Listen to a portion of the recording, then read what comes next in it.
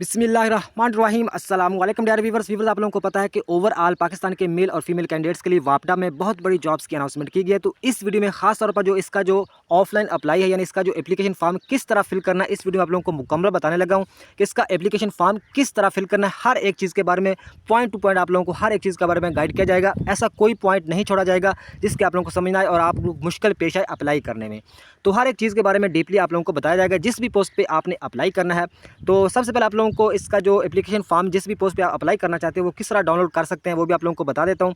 इस वीडियो की डिस्क्रिप्शन में उस वेबसाइट का लिंक आप लोगों को मिल जाएगा।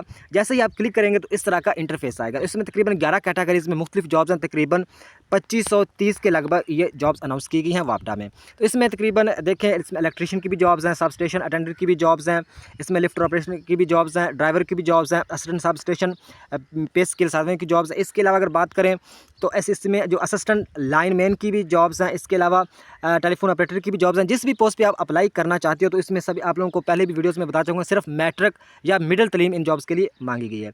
तो इस वीडियो में आप खास तौर पर बात कर रहे हैं कि एप्लीकेशन फॉर्म किस तरह फिल करना है। तो हम एग्जाम्पल के तौर पर असिस्टेंट लाइन मैन का जो फॉर्म है वो आप डाउनलोड करते हैं, उसको फिल करते हैं। बाकी आपने जिस भी पोस्ट पर अप्लाई किया एक ही जैसा फॉर्म होगा, सिर्फ उसका जो पोस्ट का नाम लिखा होगा वो चेंज होगा, बाकी एक जैसा ही अप्लाई होगा। इस बात की आप लोगों को टेंशन नहीं लेनी। जिस भी पोस्ट पे अप्लाई करना है एक जैसा ही मतलब है कि फॉर्म को फिल करना है। तो क्लिक हेयर पे क्लिक करते हैं और इसका जो एप्लीकेशन फॉर्म है वो डाउनलोड कर लेते हैं। आपने जिस भी पोस्ट पर अप्लाई करना है तो यहाँ पे सिर्फ आप लोगों को थोड़ी सी चेंज मतलब है कि जो आपकी पोस्ट का नाम चेंज होगा। यहाँ पे हम बात कर रहे हैं असिस्टेंट लाइनमैन में अप्लाई करने की। तो जिस अदर जॉब पे आप अप्लाई करोगे तो उसका जो नाम है यहाँ पे चेंज हो जाएगा। बाकी जो एप्लीकेशन फॉर्म है बिल्कुल सेम रहेगा और सेम ही एक फिल होगा। 11 की 11 पोस्टों का एक जैसा ही अप्लाई होगा, लेकिन टॉप पर जो इसका पोस्ट का नाम तो अलग होगा, तो आप लोगों को पता है। तो इस वीडियो में आप स्टेप बाय स्टेप मुकम्मल मतलब है कि फॉर्म को फिल करते हैं। तो सबसे पहले आप लोगों ने मतलब है कि किसी फ़ोटो स्टेट की दुकान पे जाके 3 मतलब है कि पासपोर्ट साइज़ जो पिक्चर हैं जो रिसेंटली अभी आपने न्यू खिंचवानी है, तो आपके पास 3 मतलब है कि पासपोर्ट साइज़ पिक्चर होनी चाहिए जिसका जो बैकग्राउंड है वो ब्लू यानी नीला होना चाहिए। तो सबसे पहले देखें जो एलिजिबिलिटी क्राइटेरिया है, तो इसमें ऑप्शन ए पे लिखा हुआ है is your age according to the prescribed age limit for desired post 15 April 2024। यानी वो ये कह रहे हैं कि अगर जो आपकी एज है वो 15 अप्रैल 2024 के इस मतलब तक आपकी 30 साल है या इससे ज़्यादा है। तो इसका मतलब एक आंसर हमें यस में देना पड़ेगा। अगर आपकी 30 साल से ज़्यादा है तो आप इन जॉब्स के लिए अप्लाई नहीं कर सकते। अगर नो करोगे तो आपका अप्लाई नहीं होगा, तो इसको यस करना है। नंबर बी ऑप्शन पे लिखा हुआ है do you have relevant prescribed qualification experience and domicile mention at the, यानी वो ये कह रहे हैं कि जो ऐड पर मतलब है कि लिखा हुआ है तलीमी काबिलियत एक्सपीरियंस का या डिप्लोमे का या डोमिसाइल का, अगर वो आपके पास है तो फिर आप अप्लाई कर सकते हैं, तो फिर यस करना पड़ेगा। अगर आपके पास नहीं है तो आप फिर इसे नो करेंगे तो फिर आपका अप्लाई नहीं होगा। ये दोनों मतलब है कि जो ये दोनों है इसे हमें यस ही करना पड़ेगा। ये दोनों हमारे पास क्राइटेरिया मुकम्मल होने चाहिए। और ऐसी 2 पोस्टें ऐसी हैं जिसमें असिस्टेंट लाइनमैन और एक और पोस्ट है उसमें एक्सपीरियंस नहीं मांगा हुआ, तो इस बात की आप लोगों ने टेंशन नहीं लेनी। ये आपने याद रखना है, जिसका एक्सपीरियंस नहीं है फिर भी आपने इसको भी यस करना है और इसको भी यस करना है, दोनों को आपने यस करना है। अगर यहाँ पे लिखा हुआ है अगर यस ए बी मतलब ऊपर वाले को आप नहीं यस नहीं करोगे तो आपका अप्लाई नहीं होगा, आपकी जो एप्लीकेशन फॉर्म है वो रिजेक्ट हो जाएगा। तो सिंपल अल्फाज में इसको भी यस करना है, नीचे वाले को भी यस ही आप लोगों ने करना है। नेक्स्ट हम बात करते हैं, तो यहाँ पे लिखा हुआ है बैंक ऑनलाइन डिपॉजिट RS 575 यानी 575 रुपये आपको बैंक में फ़ीस पे करनी पड़ेगी।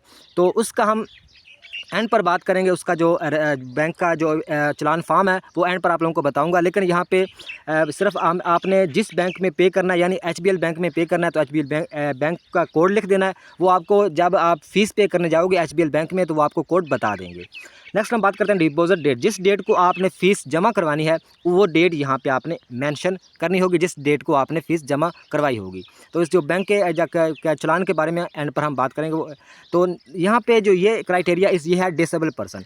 डिसेबल पर्सन के लिए फ़ीस की मतलब माफ़ी है, यानी वो फ़ीस पे ना करें फिर भी उस जॉब उनका अप्लाई हो जाएगा डिसेबल पर्सन का जो मज़दूर हैं। लेकिन यह है कि उनके पास जो डिसेबिलिटी का सर्टिफिकेट होना चाहिए या उसका शनाख्ती कार्ड कोई ना कोई उसके पास सबूत होना चाहिए, तभी उनकी फ़ीस मतलब माफ़ की जाएगी, अदरवाइज़ नहीं की जाएगी। तो नेक्स्ट हम बात करते हैं यहाँ पे नंबर 1 पे लिखा डिस्ट्रिक्ट प्रोविंस ऑफ डोमिसाइल। तो यहाँ पे डिस्ट्रिक्ट कोड लिखना है। तो डिस्ट्रिक्ट कोड आपको कहाँ से मिलेगा?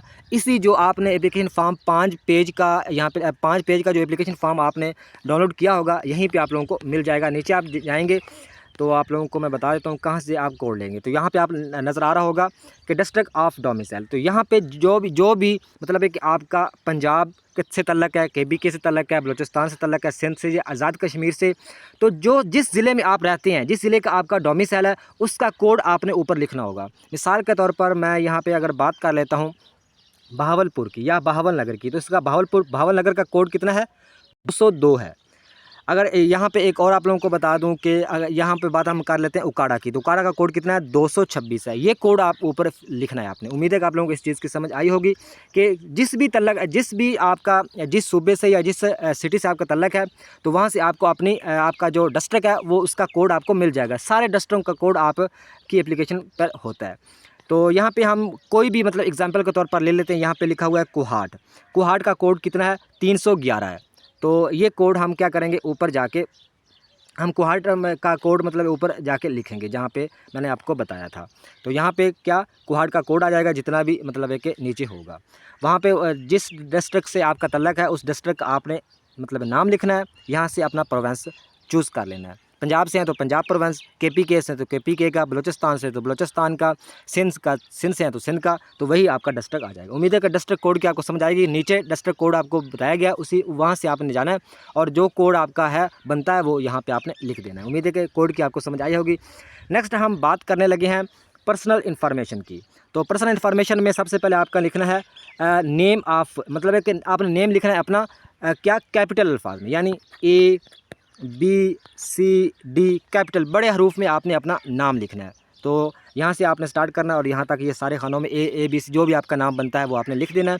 नेक्स्ट हम बात करते हैं फादर नेम। तो फादर का नाम भी यहाँ पे लिख देना है कैपिटल मतलब एक वर्ड में, ये आपने याद रखना है बड़े हरूफों में।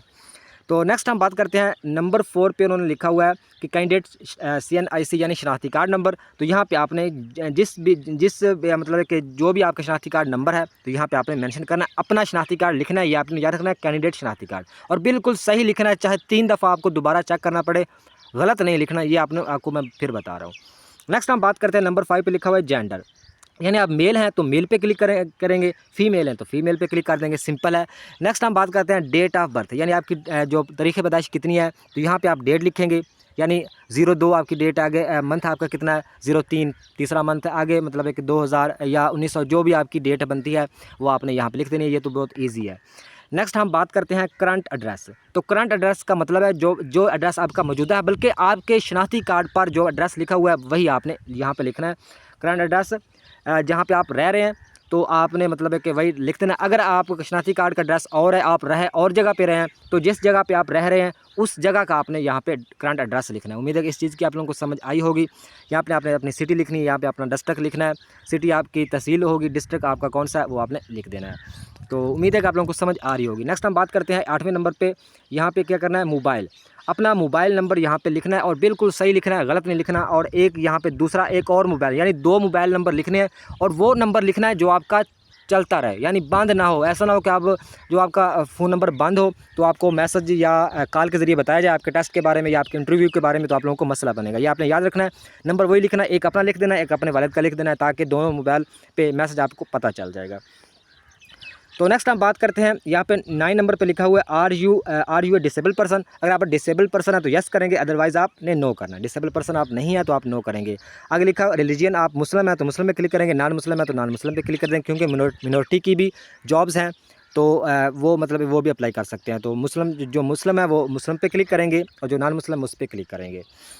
तो नेक्स्ट हम बात करते हैं are you regular NTC government employee, यानी आप गवर्नमेंट से अप्लाई हैं तो यस करेंगे। अगर आपके गवर्नमेंट के अप्लाई नहीं है तो फिर आपने नो करना है, तो आप नो पे क्लिक कर देंगे। नेक्स्ट मतलब है कि कुछ चीज़ें आपने याद देखनी है, जैसा कि यहाँ पर लिखा हुआ application form will not be entered without original deposit slip, यानी मतलब है कि जो आप लोगों की आप लोगों ने जो फीस पे मतलब की होगी उसकी ओरिजिनल स्लिप आपने मतलब है कि साथ अटैच करनी होगी। ये आपने याद रखना है, उसकी कॉपी वगैरह नहीं करवानी। तो दूसरे नंबर पे लिखा हुआ है एंटीस fee can be deposit at any HBL branch, यानी आपने सिर्फ एचबीएल बैंक में ही पे करनी है। ये आपने याद रखना है, किसी और जगह से आपने फ़ीस पे नहीं करनी। नीचे आपको बैंक का जो चालान फार्म वो भी आप लोगों को उसका भी बारे बता दूंगा। तो उम्मीद है कि आप लोगों को समझ आ रही होगी। फिर भी अगर लगे कि जिस चीज़ की आपको समझ नहीं लगी, कोई मसला नहीं, आप कमेंट बॉक्स में रब्ता करके पूछ लीजिएगा। तो 12 नंबर पर लिखा हुआ है डिज़ायर्ड सिटी, टेस्ट सिटी। तो यहाँ पे मतलब है कि आपने क्या करना है, जिस मतलब है कि मतलूबा जो सिटी है जिस पे आप टेस्ट देना चाहते हैं, तो उस पे आपने कोई भी आपने जो आपके नज़दीक है तो उस पे आपने क्लिक कर देना। यानी बहावलपुर, खज़ार, जो भी आपके नज़दीक है, तो आप लोगों को बेहतर पता होगा जिस इलाके से आपका तल्लक है तो आपके नज़दीक है। अच्छा, यहाँ पे नीचे लिखा हुआ है कि subject to a minimum 150 candidates, otherwise the candidates will be assign next nearest city. यानी वो उनका कहना यह है कि मतलब एक 150 कैंडिडेट्स को मतलब एक उस सिटी में टेस्ट देने दिया जाएगा।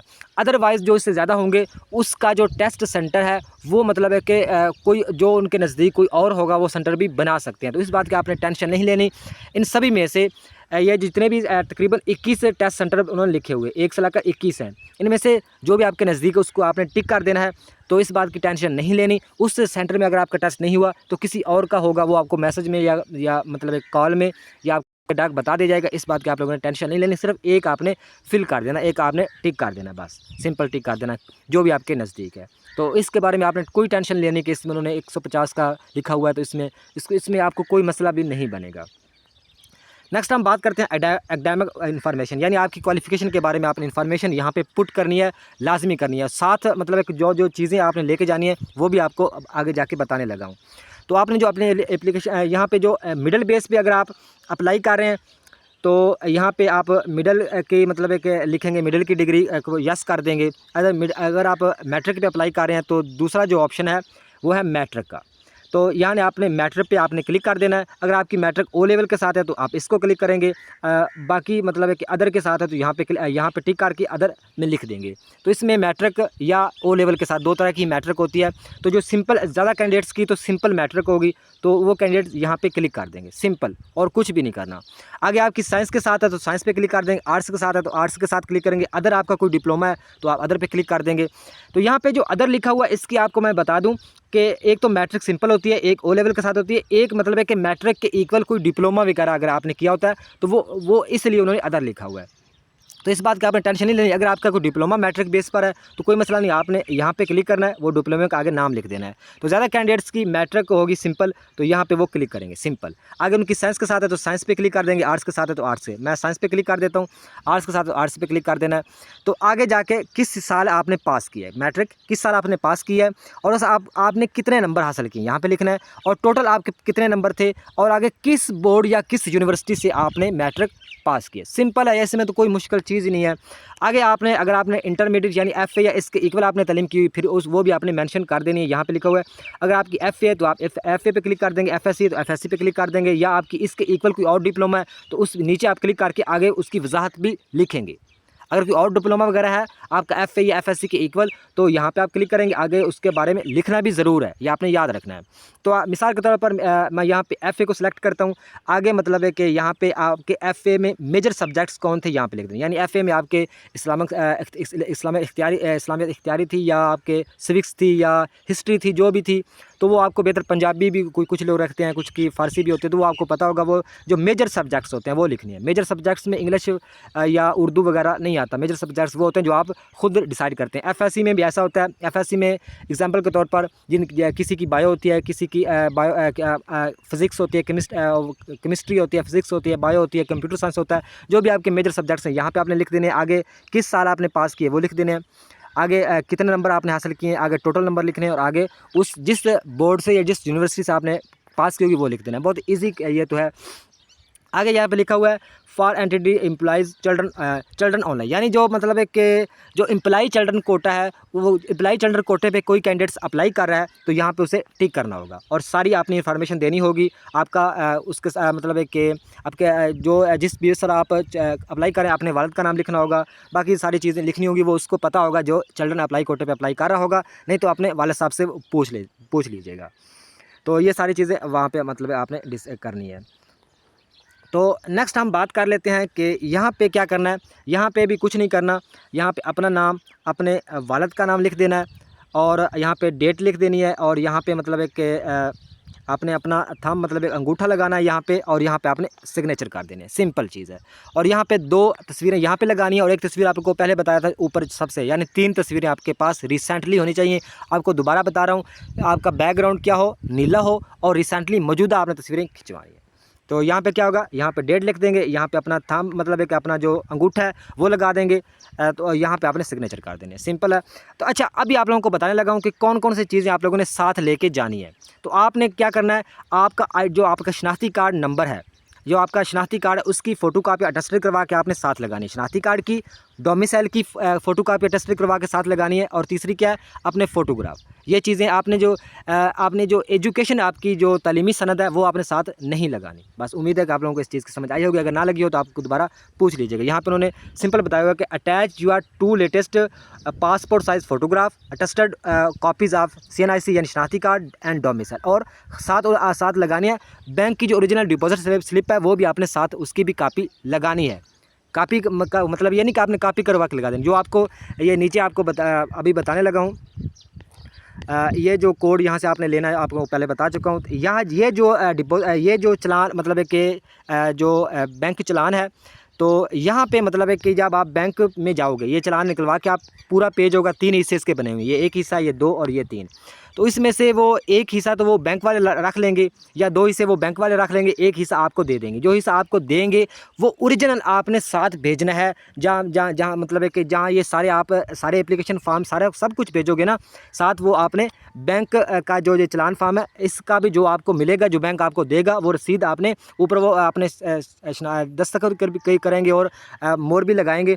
तो ये मतलब है कि आपने साथ लाजमी लगाना है। उम्मीद है कि आपको समझ इस बात की आई होगी। यहाँ पे जो अभी मैं आपको दोबारा बता देता हूँ कि यहाँ पे उन्होंने लिखा हुआ है कि क्या-क्या चीज़ें। एक तो ये सारे एप्लीकेशन फॉर्म जो अभी 5 पेजों का है, ये सारा आपने लगाना है। लेकिन ये नीचे जो आपने फ़ीस जब पे कर लोगे, उसके बाद जो आपको बैंक वाला एक हिस्सा आपको देंगे, वो आपने साथ लगानी है रसीद। तो ये सारे डॉक्यूमेंट आपने इकट्ठे करने हैं। जो आपने एप्लीकेशन फॉर्म फिल किया होगा, आपने बैंक की रसीद होगी, आपने शनाख्ती कार्ड की 2 अदद फ़ोटो कापियाँ टेस्टेड, अपने फ़ोटोग्राफ, और साथ डोमिसाइल की 2 कापियाँ, ये सारी चीज़ें आपने इकट्ठी करने के बाद आपके जो नज़दीक पोस्ट ऑफिस है, यानी जो आपके पास डाक खाना है, वो डाक खाने आपने ये सारी चीज़ें इकट्ठी करने के बाद एक लिफाफे में डाल लेनी है। नहीं तो आपको वहाँ से लिफाफा तो मिल जाएगा जहाँ पे आप अप्लाई करना चाहोगे। पोस्ट ऑफिस से भी अप्लाई कर सकते हो, या NTI मतलब है कि जो और भी सर्विसेज होती हैं, मतलब है कि TCS वगैरह, वहाँ से भी आप अप्लाई कर सकते हो। तो आपने नेशनल टेस्टिंग सर्विस का ये एड्रेस लिखा हुआ है, NTDC प्रोजेक्ट प्लाट 96 स्ट्रीट 4, ये मतलब एड्रेस आपने वहाँ पे सेम टू सेम इस एड्रेस पे आपने सेंड कर देनी है। तो उम्मीद है कि आप लोगों को समझ आई होगी। अगर फिर भी लगे कि किसी चीज़ की समझ ना आई हो तो लाजमी आप कमेंट बॉक्स में रब्ता करके पूछ सकते हो। तो ये थी आज की वीडियो। नेक्स्ट वीडियो तक खुदा हाफिज़।